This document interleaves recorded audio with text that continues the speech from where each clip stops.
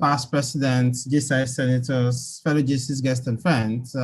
It's an honor to be with you at JCI about the July business meeting as a trainer. Thank you very much for the honor of inviting me to take a session on emotional intelligence. All right, so I won't waste much of our time. I'm going to take my presentation. The next, try to do that in the next 30 to 35 minutes, so I can leave about 5 to 10 minutes for any questions that might actually come up in itself. Yeah, so when we talk about emotional intelligence, what do we mean? I'm sure this is not something that is new to a lot of us. This is something we've heard several times, and I'll try to just approach it from probably a little bit of a different angle as much as possible. So when we talk about emotional intelligence, every one of us talk about emotions, the EI. So in some documents, in some write-ups, literature, you see it as EI, and some places you see it as EQ, emotional quotient. Now we look at it in perspective of emotional intelligence and IQ, intellectual quotient. Now, unlike IQ, emotional intelligence can be developed. When you, for instance, and begin to look at how we begin to apply emotional intelligence to our day-to-day life, to our work, and to everything that we do, it's often believed that your IQ may actually get you a job, for instance, but it's your EQ that will actually help you to retain the job. That you can get the job because you are brilliant. You can get a job because you are very intelligent. But the ability to survive at work may not solely be, your IQ may not solely be responsible for you to survive at work. Because basically, most of the time, what you'll be doing at work is quite different from what you were taught in school. Was quite different from the test you wrote when you were seeking for that job. A lot of things come into play. How you handle your colleagues, how you deal with your colleagues, how you deal with your supervisor, how you deal with your supervisees. So many things come into play. Your relationship with customers, your relationship. These are things that nobody might actually sit you down to teach you in school. But to apply emotional intelligence to undo a lot of all these things. And that is what determines your growth, your success, and your achievement at your workplace and every other place that you actually may actually find yourself. Now, when we look at the history of emotional intelligence is not a new concept. It's something that a lot of study has gone into as far back as 1848 in itself. I'm not going to bother so much about that. This particular case was a case of a worker on site that had an iron pierced through his brain, though did not kill him, but it affected his emotional center, so he doesn't have feelings anymore. So the study of emotional intelligence was as far back as 1848. And up till now, a lot of research has gone into the concept of emotional intelligence as it is over time. So now, up to the present moment, so many things has gone into it. So let's pick some of the research theories that a lot of people have done on concept of emotional intelligence. And let's see how we can begin. I want to try as much as possible, not to be theoretical, and bring it to life and see how I can begin to relate it with our life, with our work, with things that we do as it stands. Now, in terms of the definition of emotional intelligence, it's that ability, our ability to accurately identify emotion in ourselves. So now the first thing about emotional intelligence, well, when you say, oh, you have emotions, so you're too emotional. When we talk about emotional intelligence, it's not about when we say someone is emotional, or the person cries easily, or the person gets affected quickly. No, it's not just about that. It's a whole lot of the combination of all our emotions coming into play. But the first thing about it, and you will see this occur several times, is identification of emotions in ourselves and others. Identifying it, understanding and managing emotions. After you identify, then it's about understanding it, and then it's about managing it. Use and effectively communicate emotional feelings. All right. The trend today, I get to do this a lot of times, and I say it, and I'm going to use this as an example. Now, some people will say, oh, I always have mood swings. for you to be able to identify that emotion in yourself, that yes, you always have mood swing. It doesn't mean that the mood swing should control you, but for you to be in control of your mood, to take charge of it, to begin to understand it. Why do you get to have mood swings? You need to look at it so that you can begin to manage it. Because when you have that mood swing, you find out that you affect a lot of people around you. People around you that care about you become so uncomfortable. They are worried about whether they're the ones that actually cost your emotional state of mind, your mood swing. And they begin to ask questions, what is wrong with you? Did I do anything wrong? What have I done? You put them in uncomfortable position in itself. So those are things that you need to begin to actually think. All right. So, and if you don't understand emotion in others, it's going to be very difficult to begin to understand emotions in yourself. I mean, if you don't understand emotion in yourself, it's going to begin very difficult to understand emotion in others itself. So now,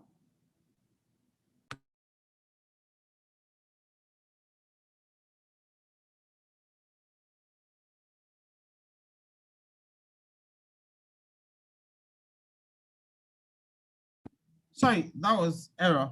So now, if you can begin to look at this part of it. Now let's look at some other concept of emotional intelligence. Reuven actually talked about in his own literature. Emotional intelligence is an array of personal, emotional, and social competencies and skills that influences one's ability to succeed in coping with environmental demands and pressure. Now, he looked at it from an angle. It's a combination of your personal, emotional, and social competencies and skills that influences your ability in coping with environmental demands and pressure. So you can see that today, there are a lot of environmental pressure all around us. So the ability to use all the skills we have to cope with it. I mean, if you live in Lagos, for instance, you understand the kind of pressure you go through every day. The environmental pressure of traffic, then we have so many other pressure, the insecurity, everything that could be so frustrating that leads people into depression. Now, the ability to manage your emotions, combine all these, your competencies to manage them in order to avoid that kind of depression is what Reuven is talking about here. All right. So now John Mayer says that emotional intelligence is the ability to perceive, appraise, and express emotions accurately. Perceive, appraise, and express emotions accurately and adaptively. The ability to understand emotion and emotional knowledge, the ability to assess or generate feelings when they facilitate thought, and the ability to regulate emotions in ways that assist thought for us to manage it. Then Daniel Goleman, this is one of the people that done so many research. People refer to him a lot. He did a lot of, came up with a lot of concepts with regards to emotional intelligence. It says emotional intelligence is the capacity not only to be aware of and able to express our emotions, but to manage and moderate them effectively. That is emotional intelligence. It's not about just identifying that I'm an overthinker. You know, that's another thing that I found flying around today. Being an overthinker. Oh, I'm an overthinker, overthinking. Oh, I always have mood swing. All right. So it's just about you identifying this and complicating matters for yourself. It's about ability to manage and moderate. I'm temperamental. I get angry easily. No, fine. You know you get angry easily. That is the strength. So I've identified. You are aware of the fact that you get angry easily. But the point is, you must be able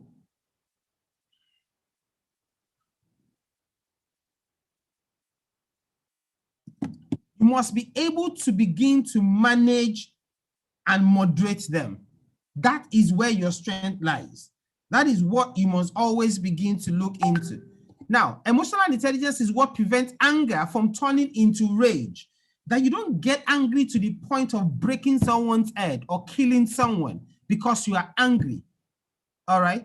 Or sadness into despair. Emotional intelligence is what allows you that yes, you're going to be confronted with things that will make you sad. The loss of someone that is dear to you, the loss of a loved one, the loss of a family member, the loss of a material thing, the loss of anything that can make you sad, anything that can make you sad. It's emotional intelligence that prevents it from turning into despair, that turns it into depression in itself. Ability to look at it deeply, not because you don't feel it. Anybody might look at it and say, oh, he doesn't even feel that he lost someone, just lost someone. No, you feel it, but you don't allow it to control you. The ability to think about it, that yes, if I allow this to get at me, does this solve the problem? I've lost someone, the person is gone. Not doing this doesn't make him a bad person.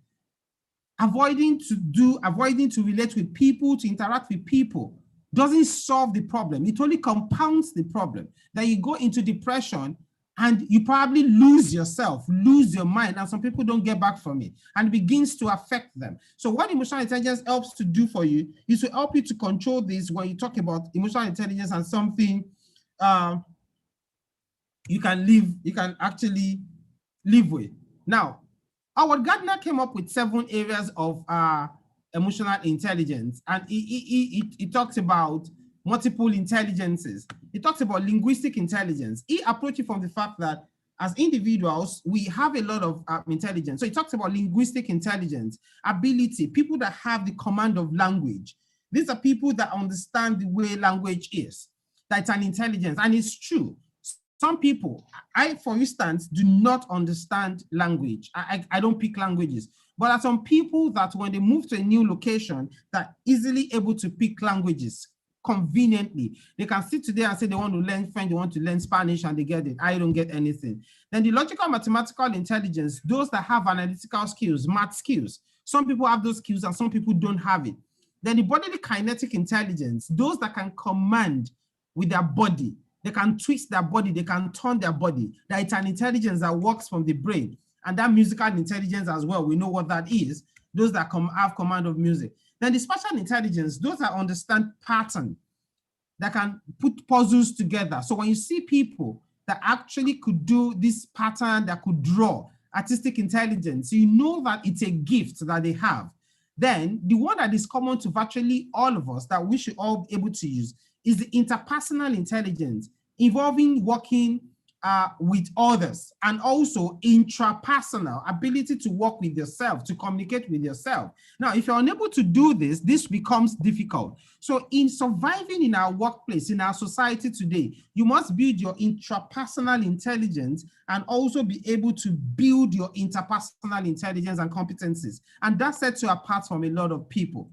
Now, there's this 6 seconds model of emotional intelligence. 1, know yourself, awareness. This is about self-identification. Most of our challenges because a lot of us do not identify ourselves. Who are you? Your name is not who you are. Who are you? I'm Ayo Muritala. That is not who I am. That is self-identification. That is how would I call it? Brand identification. Who you are is what makes you thick. All right? Your kind of person is who you are, but they can identify you by your name. So it's about knowing yourself. You need to begin to know yourself, increase self-awareness and recognizing patterns and feelings. Let you understand what makes you tick, and the first step to growth. What makes you think? What's your kind of person? Now, if you are able to know yourself, you can begin to choose yourself. Building self-management and self-direction allows you to consciously choose your thoughts, feelings, and actions versus reacting. Most of us are reactionary elements. But when you begin to know yourself, you can deliberately decide that this is what I want to do with my feelings. You want to be in control of your feelings. I want to like this person. I don't want to like this person. I want to be angry. Yes, you can choose to be angry when you want to be angry, not just be angry randomly. All right, and giving yourself, aligning your daily choices with your larger sense of purpose. That is presenting yourself to the world. Unlocks your full power and potential. It comes from using empathy and principled decision-making to increase wisdom. That is the depth of what that can do for you. It's about giving yourself purpose in life. So you need to look at this as well and see the advantage of how you can begin to do this. But you can only do that if you are able to actually identify who you are. That is the first step to it in the first instance. Then let's look at this concept. How do we begin to develop the emotional intelligence in us? The key part. Like I said at the beginning, unlike IQ, emotional intelligence can be developed. You can develop it. There's so many things. Self-awareness. It's about self-awareness. So the first thing is about self-awareness and how to begin to develop emotional intelligence in yourself. Self-awareness. One, that's the ability to recognize what you are feeling. Ability to recognize what you are feeling, and also to understand your habitual emotional response to events. To recognize how your emotions affect your behavior and performance. When you are self-aware, you see yourself as others see you. Okay? We also have good sense of your own abilities and current limitation. So it's important for you to build self-awareness, SA. Then ME, managing emotion. One, the ability to stay focused and think clearly when experiencing powerful emotions. So you have self-awareness. Now, when you begin to feel that emotion, yet you are focused, things are upside down. For instance, an event planner. All right, I could remember an event, my sister-in-law's marriage. The main chef for the day, the cook for the day, did not show up. She was thinking that the wedding was the following week. She did not show up on the wedding day. But because by planning, I could remember telling my wife then that, no, you don't give one person the whole meal. So what we are going to do is to make sure we split it. One person takes 50%, we split the others into two. So we have 3. But we saw it, but we did not even notify my sister-in-law and the husband that this was what was happening. We managed the situation. In fact, we went to a woman that used to sell moi moi in the evening in the area. We quickly had to go to the woman if he can prepare moi moi on an emergency, which she did. We managed the situation. That is about not panicking. Panicking doesn't solve the problem. The question is, okay, this has happened. What is the solution? How do we get out of this mess? That is the next thing you can begin to look at when we talk about emotional intelligence in itself. So being able to manage your own emotional state is essential for taking responsibility for your action. Be responsible for your action, not pushing your liabilities on other people. Managing your own emotions can save you from hasty decisions that you later regret. Someone steps on you and you slap the person without knowing that the person is a military man. Then you know you are in dead trouble, all right? You need to control yourself, control your temper, control your anger, because you would have destroyed a lot of things. You need to look at the repercussions of your actions if you take them. So sometimes silence is golden. Silence does not mean stupidity. Simplicity doesn't necessarily mean stupidity, but sometimes, a lot of times, silence could be golden. So you need to understand that. Now, motivating oneself. How do you begin to motivate yourself? These things are conscious effort. You need to be taking that conscious effort. The ability to use your deepest emotions to move and guide you towards your goals. How do you use your emotions? How do you turn your weakness into your strength? All right. That ability enables you to take initiative. Motivating oneself helps to persevere in the face of obstacles and setbacks. That perseverance, that strength to persevere. You lose a contract, a setback, business failure. How do you survive it? It's not the end of the world. You can pick yourself up. You can motivate yourself that you can do it. If you have done it before, you can do it again.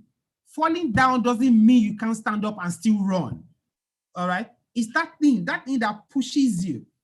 I remember my daughter did a sack race during their inter-house sports in 2019 or thereabout.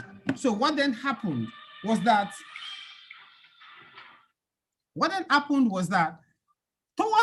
she was leading, and towards the touchline, she fell down. Rather than for her to just turn, even while falling down, all she needed to do was to turn over the line and win.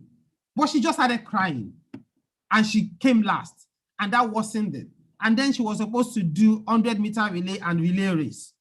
So I had to go to their stand and speak to her. And I asked her, what do we used to tell ourselves? When you fail, what do? She tells Daddy, you stand up. When you miss it, to stand up. That's what she then told me. That next time when I miss it, to stand up. And they didn't want her to take the race again. And I went to our house master and I said, if you are going to kill the morale of this child, if you don't allow her to take the remaining race that she has been registered for, because she lost in that one, doesn't mean she's a loser. And the man looked at me and said, okay, I will allow her to run. And she did the 100 meters and came first, did the relay last leg and came first. And that motivated her since that time. You could imagine if they did not allow her to do it. So we also need to be careful when we are dealing with other people, whether we are suppressing them or we are helping them. What we say, when people come to you, when people are down and they come to you, don't complicate their matters for them. If you cannot help them, leave them the way you met them. Don't let people think they're a failure.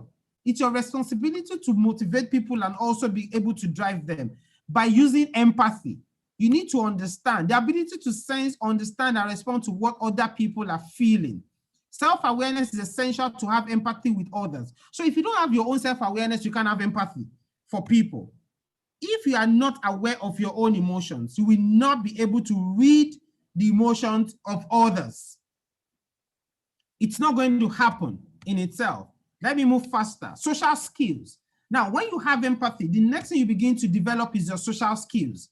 The ability to manage, influence, and inspire emotions in others. Do you influence people? Now, if you don't build it from that step, from the beginning, self-awareness, motivating yourself, and your empathy, then social skills.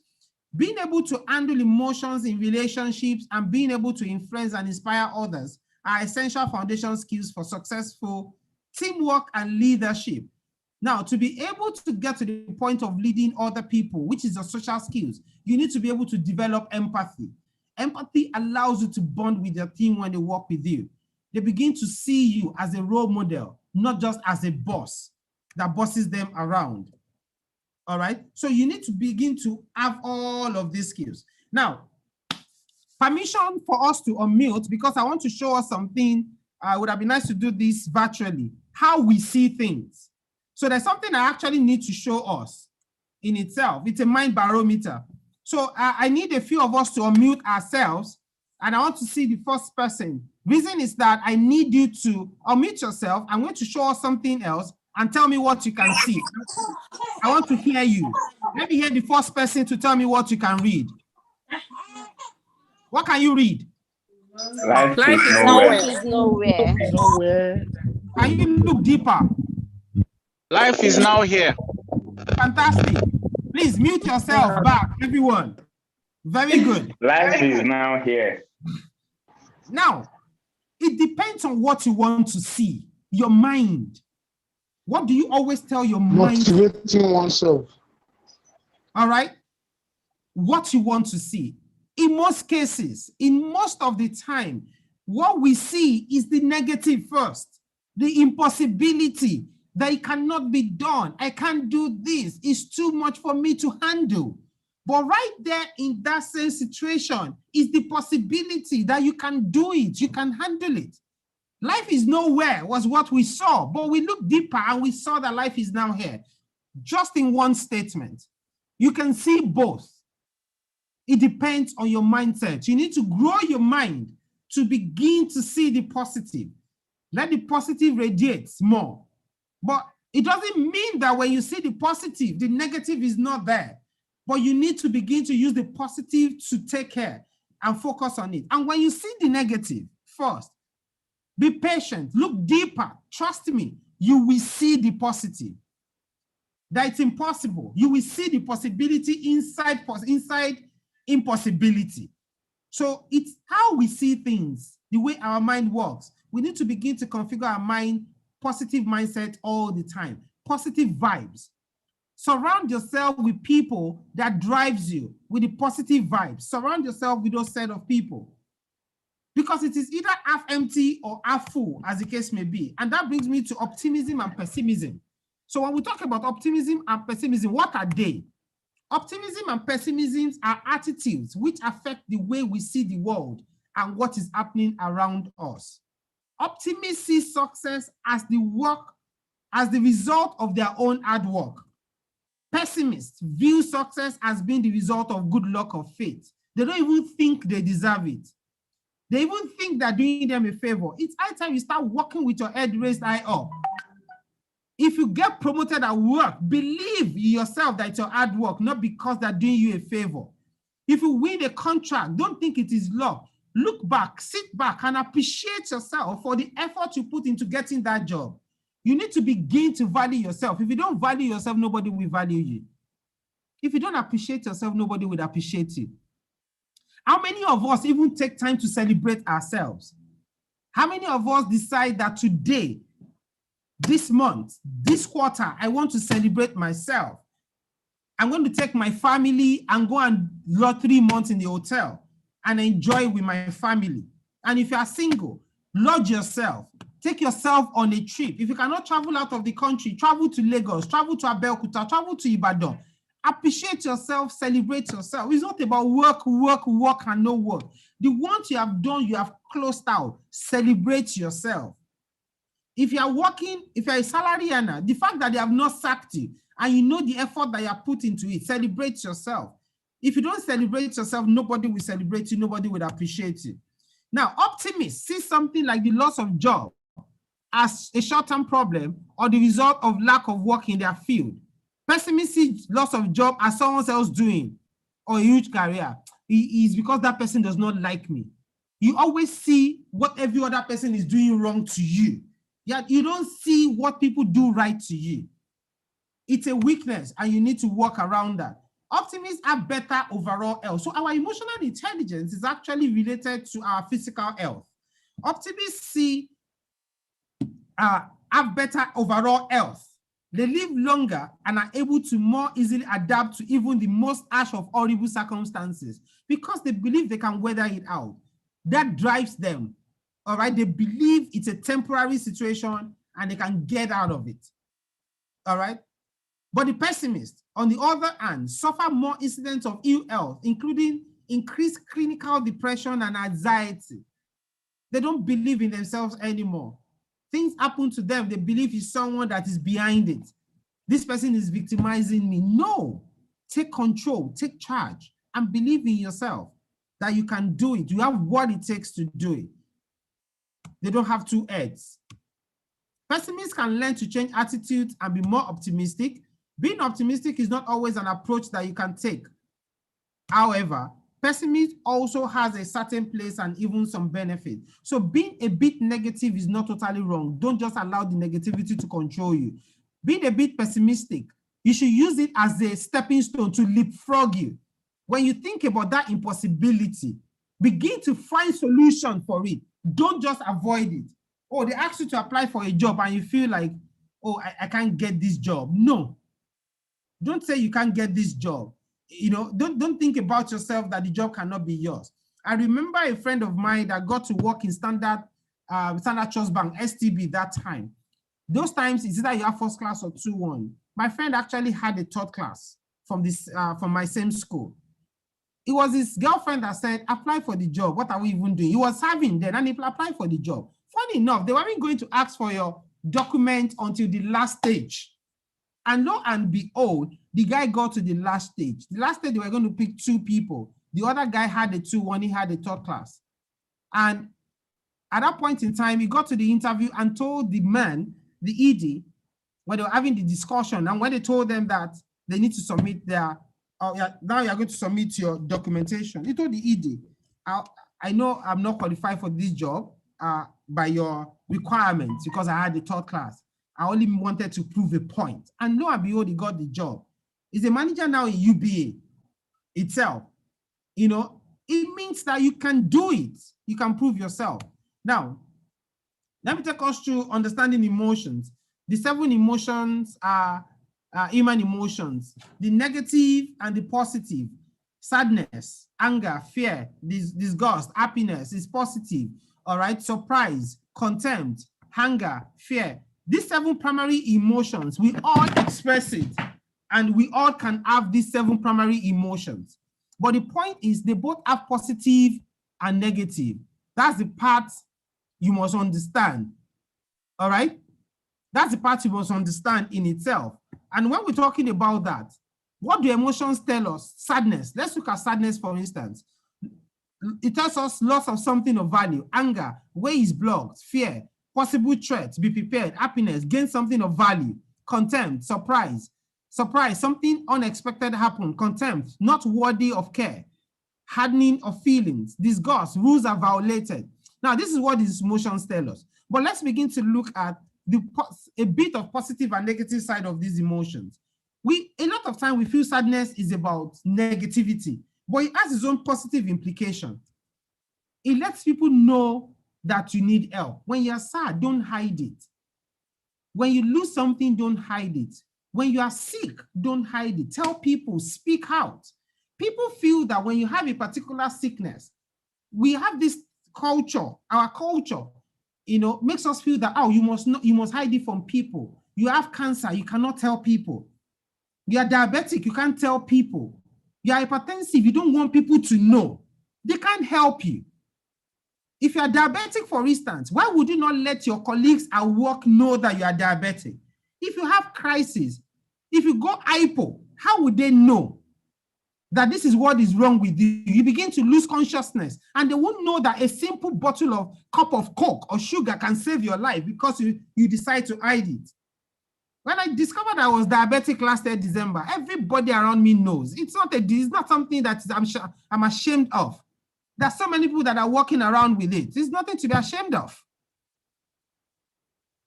It's not because you are a sinner that makes you to have a particular ailment. So everybody in my office knows. So if I have a crisis, they can save your life. So you don't hide things from people. Let people know what you are going through, especially those that can help you. All right? When people don't manage it and it turns into depression, when I discovered it, yes, I had panic attack. I became sad, terribly sad, that could it be the end of it? But I braced myself up that no, because I found out the day I discovered it, I found out that I had a panic attack. I started feeling sad. And I got to the hospital that day. My BP that had never gone up went extremely up. Then I knew that I'm in serious danger. If I do not face this thing, it means I'm going to have diabetics and hypertension at the same time. Then I want to kill myself. Then I took control of it. It's not going to give me BP, and I'm going to control it. And 6 months down the line, it's 6 months now, I'm off medication. I'm just using meals to control my blood sugar, and it's working perfectly well because I spoke out. And I had a friend that is a dietitian that helped me. And I disciplined myself to obey the rules of what I should eat and what I should not eat and how I should control my meal. And I can make bold to say today, in the last 2 months, I've not been on medication anymore. So you can always do it.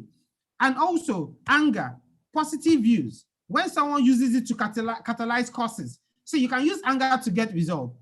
You are managing an event, people are not doing well. You can show your anger and they will deliver for you. But when you don't manage it, when people hurt others through physical violence or verbal abuse, you lose control of it. Also, fear has its positive and negative. When people spend more time preparing for an event because they fear the consequences, they don't want to fail. All right? Fear of failure should push you, should drive you. When people don't act, they'll say, and I can see, fear of failure, for some people, they use it to propel themselves. Because I don't want to fail this exam, it means I'm going to prepare so hard for it. Some people, fear of failure will not even allow them to start at all. They will not even take a step because they fear failure and they get stuck in it. So it depends on how you want to use it.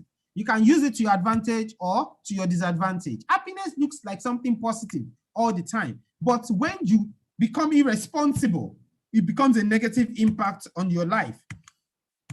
So also a surprise, creating excitement, all right? Not informing people around changes that could affect their livelihood. So make sure that you communicate. Positive use of content and negative use. People use it to bully others as well as a negative use, all right? So you need to begin to see positive side of things in itself, and so also is discussed. So finally, I've learned that people will forget what you said.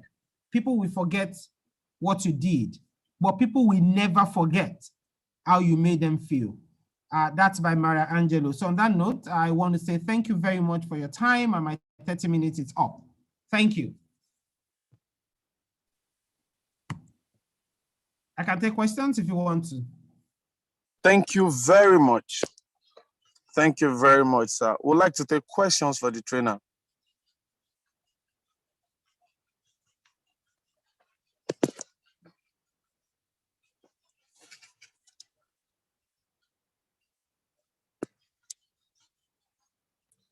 If you have questions, please signify by raising your hand.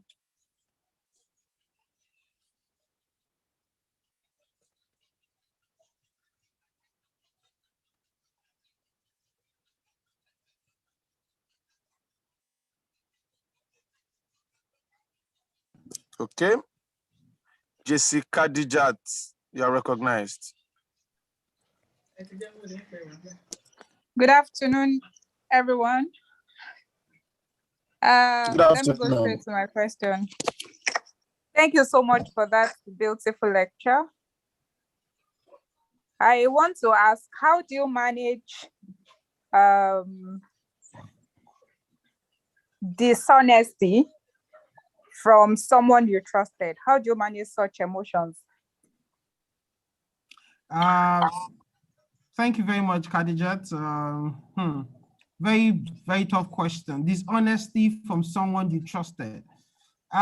One, when there are no expectations, there are no disappointments. So apparently, perhaps you trusted the right person with the wrong thing. That could be the case. Or you are trusting the wrong person with a right thing. So there is this concept I always talk about. Hold on a second. Let me show you something.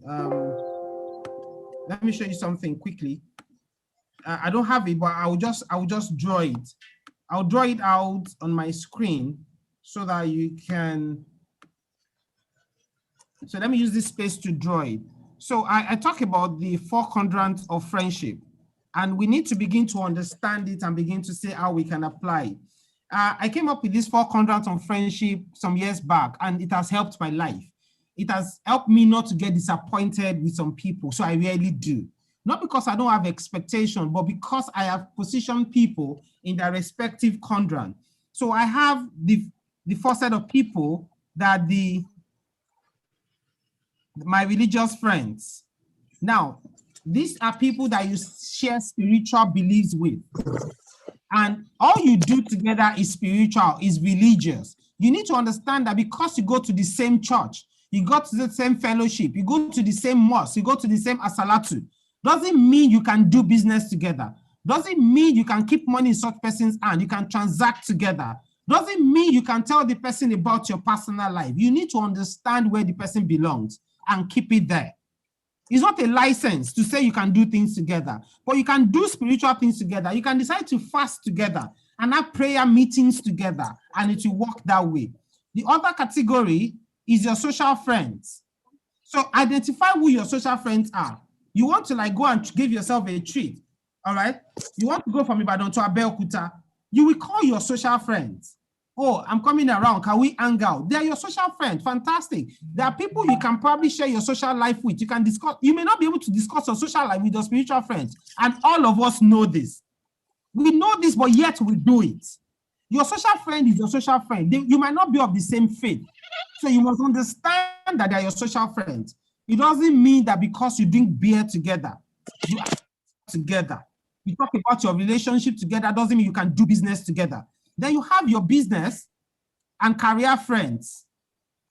This set of people, these are people when you have business ideas that you can call. You pick your phone, I have a business idea. It's burning my head. Who can I speak to? You know them. You may not be of the same faith and you may not even be hanging out. The only thing that binds you together is business or career issue. And you have the ones I call the mixed friends. These are friends that can combine either 2 or 3 of it.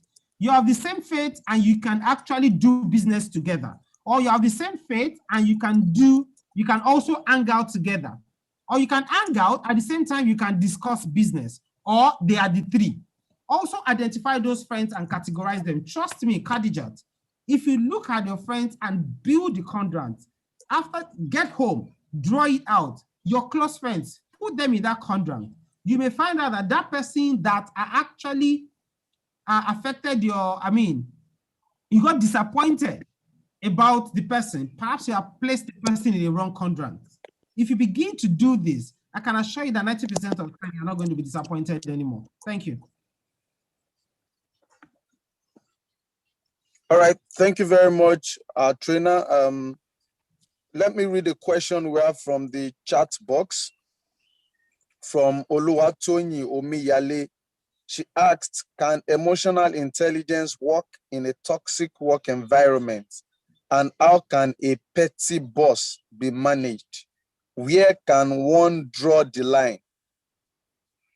All right, thank you very much, Oluwatoyin, for that question. Yes, when we talk about a toxic, what you need to identify is that if it's a toxic environment, it's a toxic environment.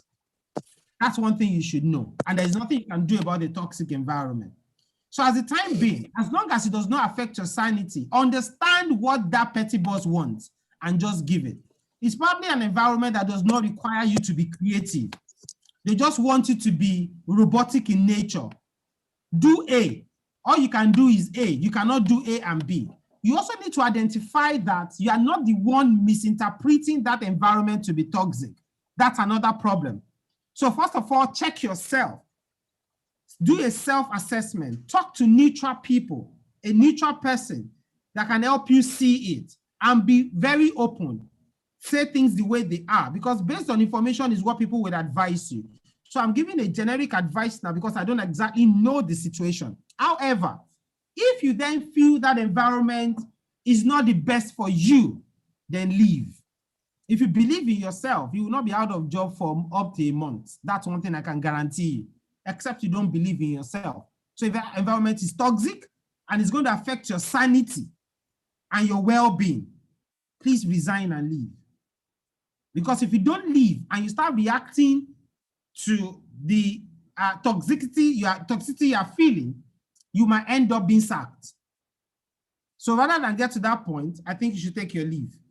Thank you.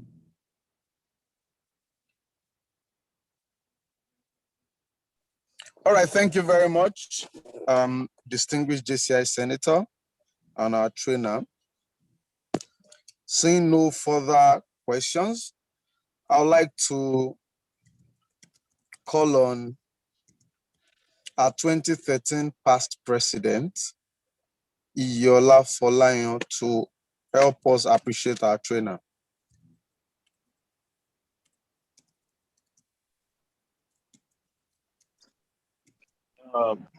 Mr. President, distinguished board members of Junior Chamber International Ibadan, very distinguished past president, fellow JCs, thank you very much for this opportunity. My dear friends, Senator Ayomuritala, I want to say thank you very much for sparing your time and sharing of your ideas with us in JCI Ibadan today. It's always a pleasure being with you. For some of us that are not just your social friends, we thank you very much for the opportunity to always fellowship with you. I'm sure you and I have been in a couple of sittings, at least in the last 1 month. So exactly. For me, it's not the first time I'm seeing you. And to also say that Ayo and I, we're in the same age bracket. Here is 3 months, Abi. So we've been friends for a long, long time. Yeah. So it's Omowale for Ayo. Thank you very much for your time with JCI Ibadan today. And it's indeed a hope and expectation that when next we call upon you, you'll be there to heed our call. Thank you so very much, brother. God bless you. Thank you very much, sir. Thank you very much. Really appreciate being here. I will stay for a bit and be part of the meeting before I leave. All right, thank you very much, distinguished senators. Recognition, they say, is a continuous process in Junior Chamber International. I would like to recognize at this meeting past presidents and senators of Junior Chamber International. In no particular order, I would like to specially welcome past President Taiwo Hande, JCI Senator, the past president.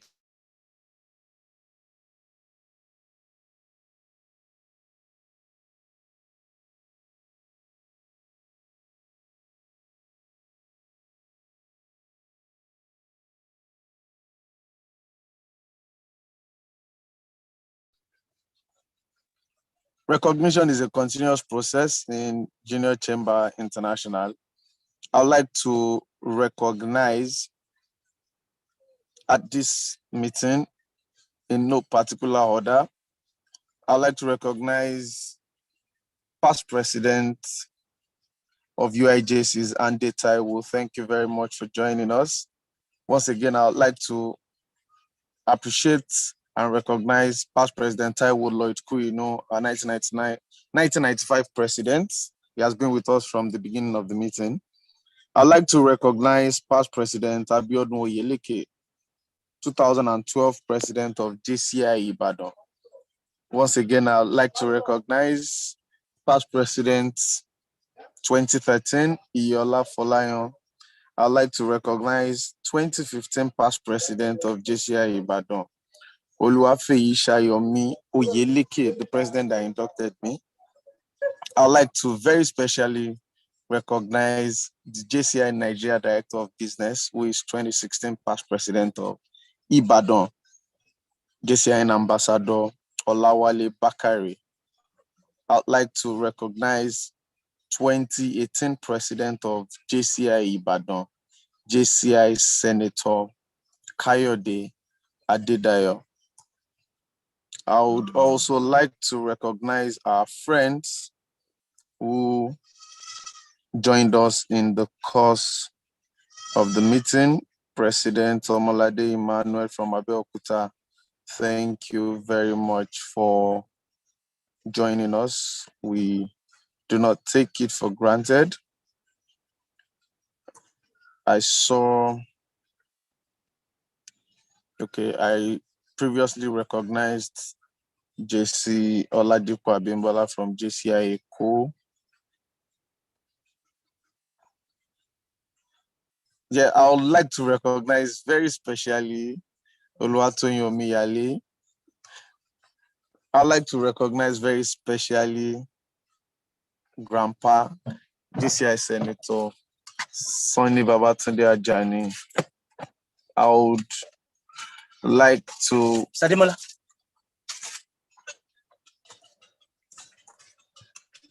Okay, would take more recognition as the time goes on, but very quickly, I'd like to recognize our personality of the month,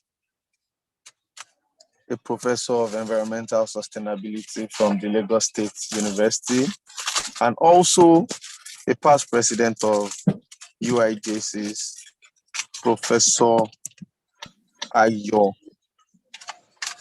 Omotayo. Thank you very much for joining us. Without wasting much time, I'd like to call on the Director of Individual Opportunities to introduce our personality of the month.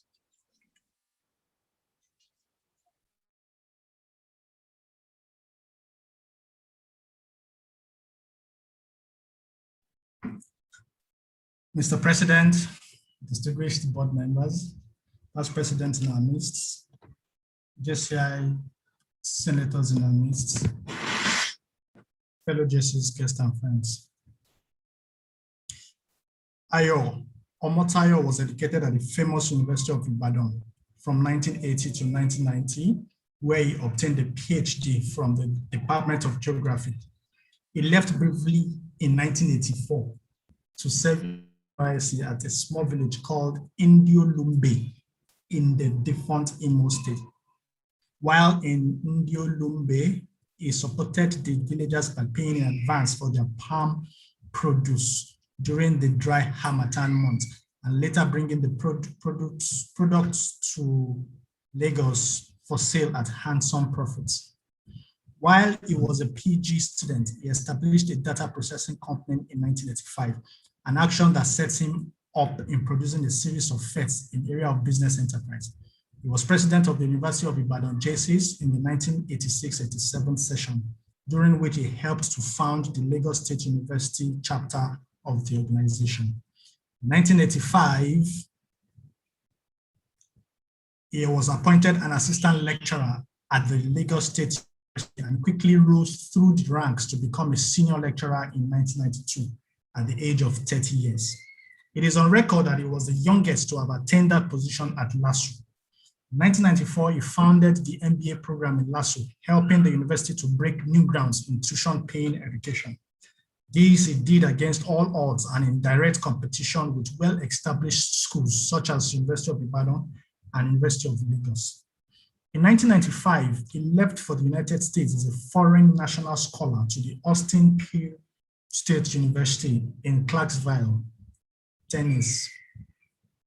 He also shared his time with the Murray State University across the border at the state of Kentucky at the time. At the conclusion of the program in Tennessee, he left for the state of Georgia, where he set up a computer consulting firm in Atlanta after obtaining training and certification in Java programming, EPRD, novel networking engineering, and Microsoft Systems Engineering. The company NetLink incorporated blossomed and carried out several landmark projects, one of which was the setting up of the first online university program for a historical Black college at the Wilberforce University in Ohio. Another was the development of CashFast, a technology that was developed to complete international transfer of money over the internet in 1999. In 1998, he diversified his portfolio into real estate and agro-based business and exports into Africa and the Far East through a company called NetLink Export Trade Incorporated that is now moribund. His computer firm NetLink Incorporation was responsible for the total re-engineering of the IT system of Standard Trust Bank in Nigeria that enabled the bank to become the first Nigerian bank to offer online real-time banking in about 72 branches within record time. During this period, he successfully guided the transfer of several emerging technologies into Nigeria through collaboration with international companies such as Infosys of India and Real Secure of Redmond in the US. In 2004, he again led the revolution in the area of online data management techniques by developing online payment and registration technology for Lagos State University, called the project HEDUMSYS, that is Higher Education Management System. This frame has been replicated in almost all Nigerian universities. He has since been quiet in the IT front since 2006. He returned to Nigeria in 2004 to promote his ideas. His major reason for venturing into real estate is to help create and set standards in city planning and infrastructure development for convenient living. As a geographer and a planner, his vision was to use the development of the city to showcase planning based on cultural nuances of the people. As elaborate and as grandiose as the Gateway Paradise City may be, he believes that cities are best planned when all experts in the area of physical development are given the opportunity to express their talent by partaking in planning prior to city development and construction. He was co-host of a TV program, The Environment Today, which ran on major TV stations such as LTV8 in Nigeria. Is now rested. He was appointed Professor of Environmental Sustainability in the Department of Geography and Planning at the Lagos State University in the year 2012. He also served as the Dean of the Faculty of Social Sciences between 2012 and 2017. He's currently the Director of the Center for Planning of the Lagos State University.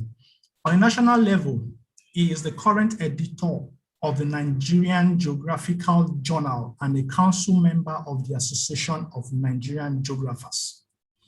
He has authored several papers in the field of fluvial geomorphology, hydrology, and the sustainable environmental development generally. He also authored a book on statistics and currently is working on a children's book. This book he hopes would help to show his soft side and his love for children and young people generally. Professor Ayo Omotayo has made several presentations and public lectures to professional and academic bodies, including non-governmental organizations. One of these is the public lecture he delivered on youth and national development at the famous annual Tunde Oshobi public lecture at the University of Ibadan in 2015. And another is his inaugural lecture titled, Are We Living in a Dying Earth?, delivered at the Lagos State University in 2016. He's involved in several charity works and likes to raise funds for environmental, youth, and Christian activities. He's married and has a daughter. Let's welcome Professor Ayo Omotayo. You're welcome, sir.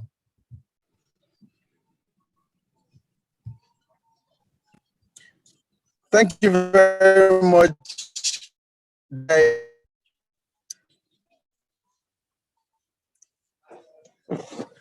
Once again, we welcome Professor Ayo Omotayo to take the stage. But before you speak, sir, while your profile was being read, I was hoping to hear something about the new research you are currently involved in, but that didn't come as part of your profile, sir. Okay, can I start now? Yes, sir. Yes, please. Okay. First of all, let me greet all of us. Good afternoon. I don't know what the weather is in Ibadan, but I know that it rained cats and dogs in Lagos yesterday, and it's very, very wet.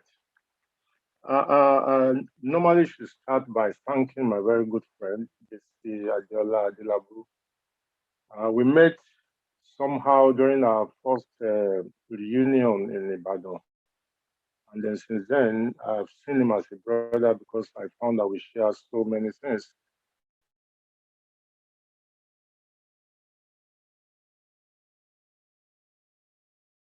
Can I ask if you guys are hearing me?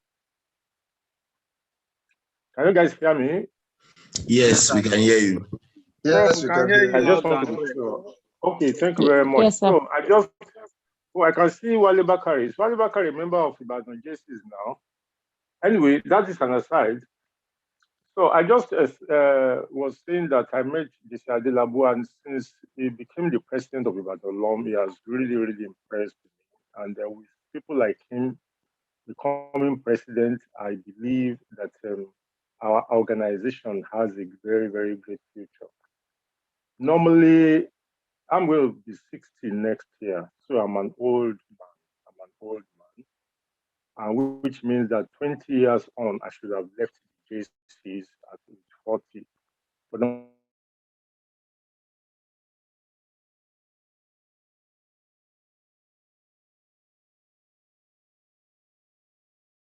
unfortunately, I stopped being a JC. I don't sit well with individuals who sometimes are over-principled. I'm not over-principled. I would rather say I'm under-principled. So I gave up my JC rights for 10 years. Ask me if I have regrets, I will say no, because I always will thank God and those who brought JCs to Ibadan. They did so much for us, gave us so much.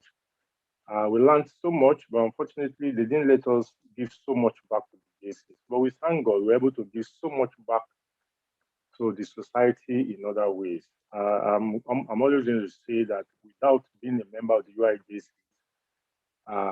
tutored to some extent by Ibadan LOM before we broke away based on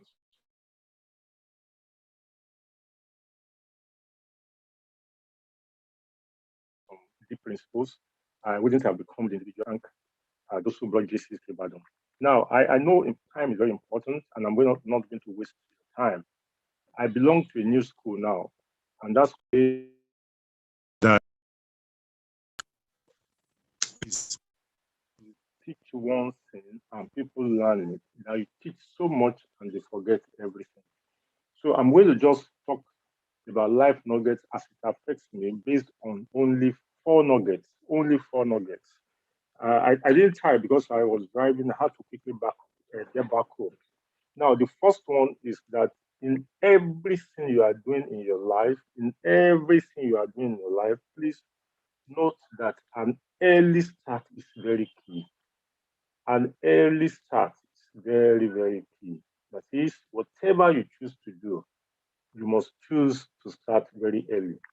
Some of us might think, oh, we are getting close to 40, oh, I'm above a particular age. What does early start mean? If you have failed in learning what it means to start early, you can at least teach your children. Teach your children. You must learn to wake up early enough in everything. Waking up physically in the morning early is key. Getting to do your work as early as you can start is key. Every stage of learning in life, it is necessary to start early. I had a mom who was very, very principled and very, very tough on us. One of those things she taught and that I took along with wherever I was doing in life is to start early. Wake up early, think very early.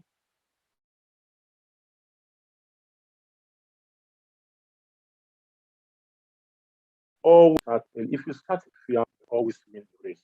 So do not wait for others to go far ahead of you in anything before you start. When computers when computers came into Nigeria, it came as the big machine that everybody was scared of.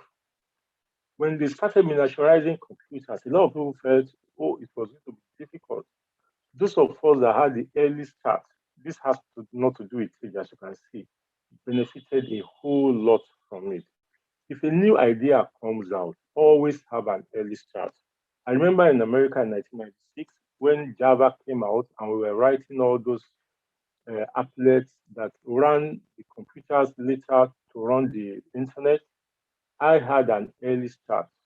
A few people thought it was too hard, it was too hard, it was too hard, but I had an early start and I just don't want to mention how far it took me, but it took me so very far ahead of those who came into it later.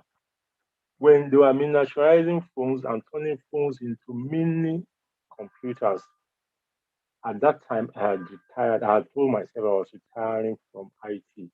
But I believe those who had the early start of putting applications on phones will tell you what they are benefiting today. So when a new idea comes up, always try to join quickly.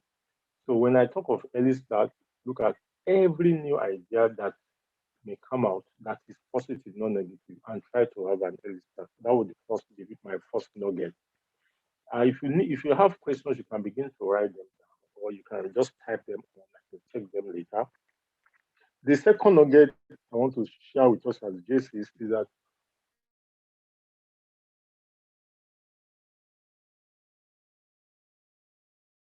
we must take personal responsibility. Take personal responsibilities for its being. That is, as a sovereign being, you must take personal responsibility for your life. From the point that you realize yourself as a sovereign being, somebody who can think for himself or for herself and take action, you must take personal responsibility. Do not let people tell you you are in a particular way because certain things happen to you specifically. You must take personal responsibility. Do not say, oh, my mom was fat, so therefore I can be fat. And then I will tell people that I'm fat because my mom was fat. No. If you do not want to be fat, take personal responsibility for not being fat. Complain that my parents were poor, so I didn't have a good start financially. No, it is not going to work. It is a competitive work. You must take personal responsibility. Even your parents were the poorest, you do not have an excuse to be poor. You must take personal responsibility. Do not look back in your family and say, oh, people generally don't really live responsible lives. My father had 3 wives. My mom has at a particular point in time. So if my wife decides to leave because I'm irresponsible, or if my husband is not responsible, I choose to leave him, then it is because something has been happening in our family. No, you can change things. Take personal responsibility. If you are a Christian, I don't know about Quran, but I know some people will be able to tell us certain verses in the Quran that can help us with it. If you are a Christian, you will know that the Bible wants us to take personal responsibility. And if you read the book of Daniel, you will see how Daniel took personal responsibility for his own life and those of his cohorts at that time. So please do not believe giving excuses will help you in life. Take personal responsibility, get yourself to where you want to be.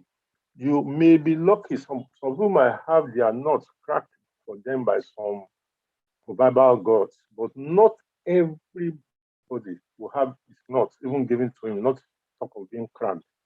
If you take personal responsibilities, you go far in life. JCs don't give excuses. Successful people don't give excuses. Number 3 nugget, like I said, you can ask questions or put them up. Number 2, if there is a software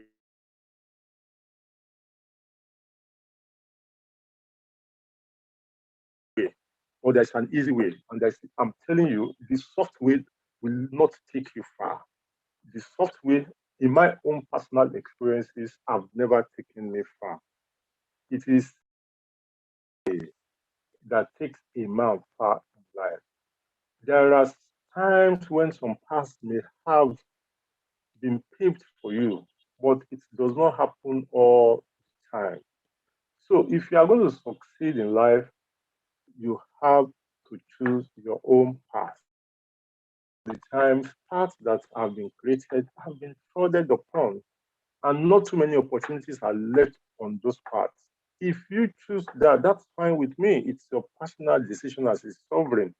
But for me, I'm sharing my personal experience for everything I've done in my life.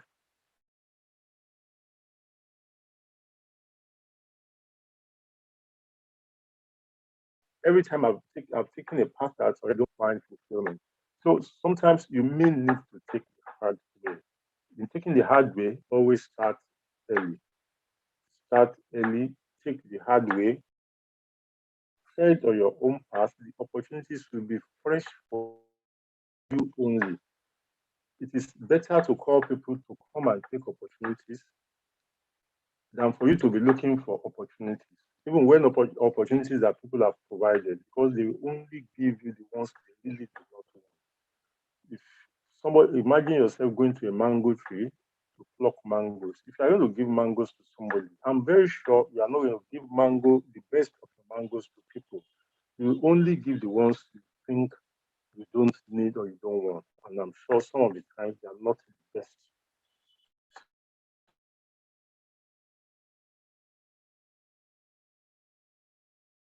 So, young man, if there's a software, someday I have an opportunity of meeting some of us personally, I will share anecdotes of what I mean. But let me give you this little one. When we were all learning the new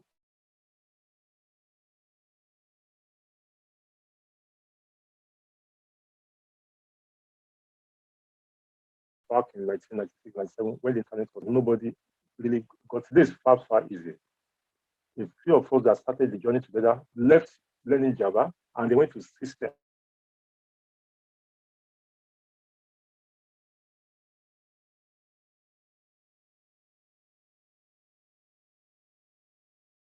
Systems is just like becoming a system, but the hard way was learning Java.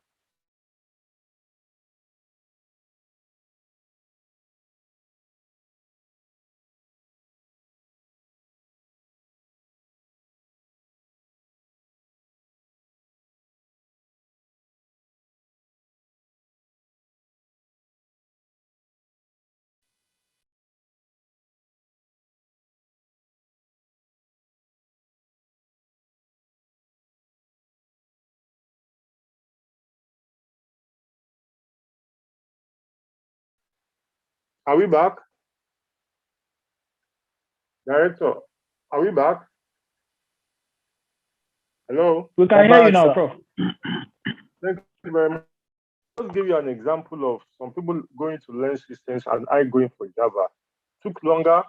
It was a very hard way at that time. I didn't make money early enough. They were all there buying their Mercedes-Benz vehicles.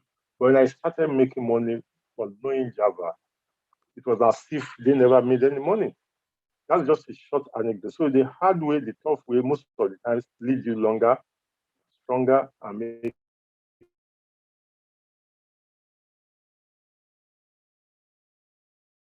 you better. The first knowledge I will quickly write it down. Opportunities are getting fewer. Opportunities to succeed in anything we do are getting fewer. The few opportunities that are out there are being competed for by very many smart people. So it is not enough for you to be smart. You must strive to be the smartest. You must strive to be the smartest. JCs do not go for the shortcut.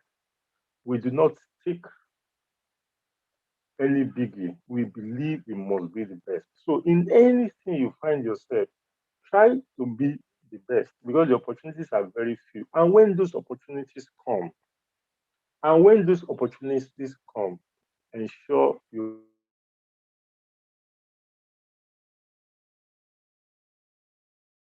grab them with both hands. Opportunities are getting best use of opportunities, and opportunities will come in different forms. One, marrying the right. If you are a young man, you are not married. A young woman, you are not married. There is always an opportunity to marry the right man or the right woman. If you miss it, it may affect your life all the way through. If you have an opportunity of marrying right, do not waste time and say, I'm not ready. That opportunity of marrying the right man or the right woman will not come. It affects all areas of our lives. When you are supposed to put an idea through and follow it, take the opportunity to be the first person to put an idea forward and follow through. A lot of opportunities are not out there anymore. Things are changing. In my 60 years of life, I know what opportunities were out there when I was younger. When I became middle age, I know what opportunities are out there. And now that I'm close to 60, I know that the opportunities are not there as it used to be. So when I see the young men of today, I pity them in a way because some of the opportunities we had, they didn't have. But then we must always remember that the God we serve, either you're a Muslim or a Christian, gives an opportunity to everybody. It will be left for you to take the best use or to take the best opportunity, make the best use of the opportunity that you are exposed to. Don't forget, nobody is coming to expose opportunities to you. You must try to expose yourself to opportunities. And where are these opportunities? People you meet, where you go. People you meet, where you go. And the dream you dream. Those are the three opportunity centers. Young man, ask yourself, how many times have I met the right person? Check your phones. You have met so many people.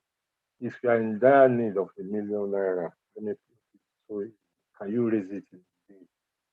How many people on your phone can you call and raise 1,000,000? Who are the people you are meeting? Where are the places you are going? I like to drink, but where do I drink? Where do I drink and for what purpose am I drinking? Ask yourself, am I going to the right places? If you can solve those two problems or those two challenges in life, you will go very, very far. Ask me if I've taken all of the opportunities that I've been presented with in life. I would say no, no, no. But for the few ones that I was exposed to, I did my best. And even as old as I am, I'm still trying to take advantage of the few opportunities that come my way. But I know we don't have as much as we used to have in those days. President of Ibadan, I thank you for inviting me to make this small speech. I thank you for using technology to let me connect with our people in Ibadan. You know, several times you have tried to bring me to Ibadan, but the problem is I've been very, very busy. Coming to Ibadan will cost me almost 48 hours of my time, and a few other people will not be able to take advantage of the interactions I always engage with on the weekend. So I thank you for providing this opportunity. I promise you that next time I'm in Ibadan, if it's on your meeting day, I would love to attend. I thank you very much. Now, just as an aside, for the second wife project, it's a fun project. It's a fun project. It's not as if I'm not serious with it, but what I've always thought is that there are a lot in a cultural way. Even if you read the Bible, you read the Quran, there is no reason why an African man cannot marry two wives if it will do both parties any good. If it won't do you any good, you don't need it. Do not throw it away because the Oyinbo man says so. The Oyinbo man says so. That is what I don't like about it. People just believe what the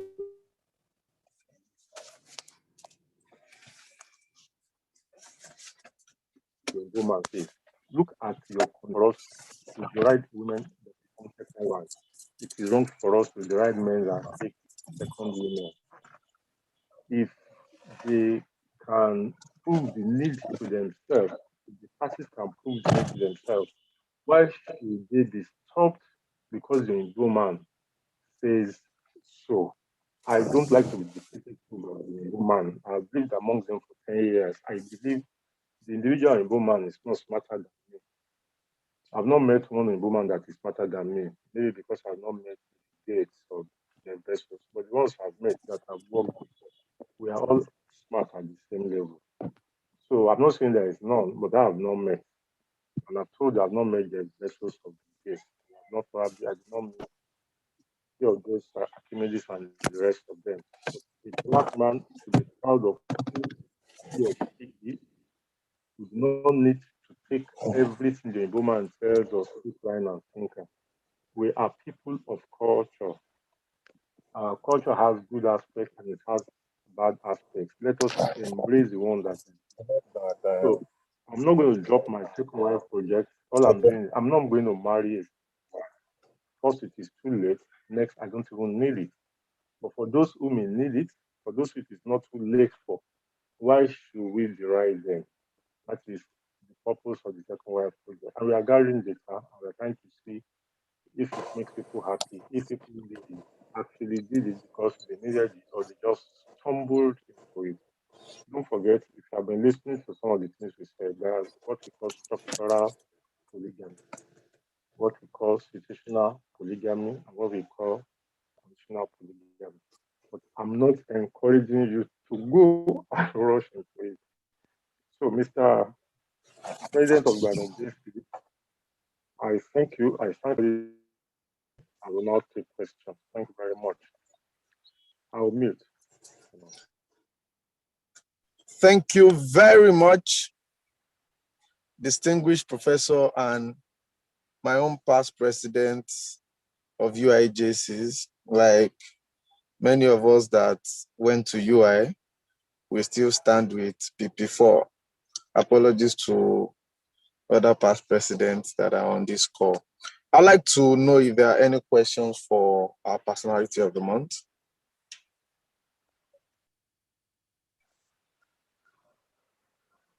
If you would like to ask a question, please signify by raising your hand.